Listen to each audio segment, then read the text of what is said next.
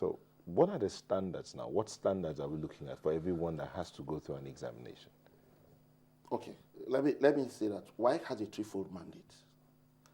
The first mandate is to help in the development of sound education. And the second mandate is to ensure that educational standards are maintained. So what are the standards? I'm coming. Okay. And the third mandate is to show to the people of this sub-region the vision that lies beyond the conduct of examination. Now, when we are talking about standards, we are talking about a level of performance. Because when you have a curriculum that you are examining, or you are teaching in school, we are like a mirror. We don't teach the students. We are not the teachers. We assess the students on to find out the quality of teaching and learning that has taken place. A good mirror will project to you your correct image. If the mirror distorts your image, it will misinform you. So WAEC standards are such that the questions are developed by practitioners in education in the school system. Does WAEC have a requisite subject that needs to be passed by everybody? The requisite subject that needs to be passed is determined by the policy prescription of each country. So WAEC doesn't have a standard requisite subject?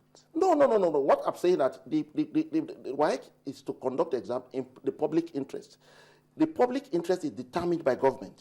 So WAEC standardization principle is based on public interest? Of course, yes. Not that the standardizing body has a standard that is working with. It has to be based on what, if four of us here decide that, okay, this is our standard, WAEC will follow that standard. No, let me explain that. I know where you are going to. We exist as an examining board in Nigeria, in Ghana, in Sierra Leone, Liberia, and the Gambia. Beautiful. I'm so coming. Does that mean coming. that the same exam that Nigerians take, the same exam that WAEC, that Ghana and all the other countries take? Of course, take? yes. So it's a common paper. So do we have a common standard for everybody? That's exactly what I'm coming to. Which is, when we develop this, we draw examiners, a pool of examiners from these countries who are member countries of WAEC. They sit together, develop the papers. Nigerians cannot be isolated from other countries. We develop the papers, and then the papers are tested. We do what we call trial testing. We subject these papers well ahead of time to what we call the cohorts candidates, people who are likely to write the exams, maybe students in SS3. And we get the statistics. When a question is too simple, it's isolated. When a question is too difficult, it's isolated. We base our questions on questions that are averagely difficult, that can sift the good from the bad candidates. When a test item, you say a test item is valid when it's able to discriminate between the poor and the weak candidate. It is from this pool of questions that we compile our questions. So you can, in that sense, we have a standard. The standard that falls within the normal curve.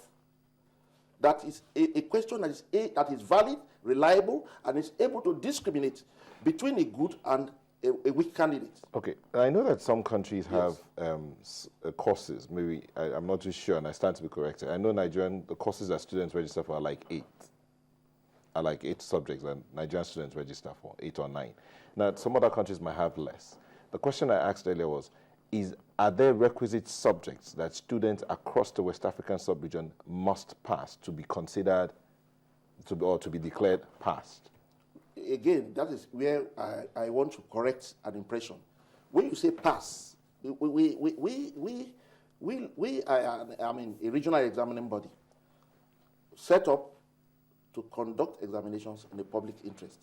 Now, yes, it's true we exist in 5 countries, but the peculiarities of Nigeria are such that we are different from Ghana. We are different, for example, if you are talking about history or geography, for example, the Nigerian schools will teach the geography of Nigeria. In Ghana, they will teach the geography of Ghana. Now, when we are developing this platform of examination that is international, which we call the West African Senior School Certificate Examination, WAEC recognize the peculiarities of each member country And it makes avenue for such peculiarities. That is why in Ghana, what we call the core subjects are not the same as what we have in Nigeria. The core subjects in Ghana, you have integrated science, you have social studies, mathematics, and English. But in Nigeria, we have English and mathematics as core subjects. Okay, Only. so Yes. those are the core subjects. Yes. So now, but do you know that Yes. most of the universities in Nigeria, let's Yes. come back to Nigeria, Yes. will not admit you if you do not have at least a C in English and maths, well, that is their regardless of the course you want to Is it study. most or all? Oh, indeed, all. Yes. Well, now let's look at it. When we talk about English and mathematics, we say the universities will not admit you if you don't have English. Like I did explain, the essence of this policy is that not everybody will end up a university graduate. But having said that, But they want to. let me come in. But you know they want to. Well, let me. That is where we are educating people to say that what values do we cherish as a people? When we talk of excellence, what values as a people do we cherish? When we have excellence award, how much do we give to excellent awardees? But when you have the most beautiful girl in Nigeria, we are quick to give them return etiquette to Paris. So We'll let give me ask you. So would Yes.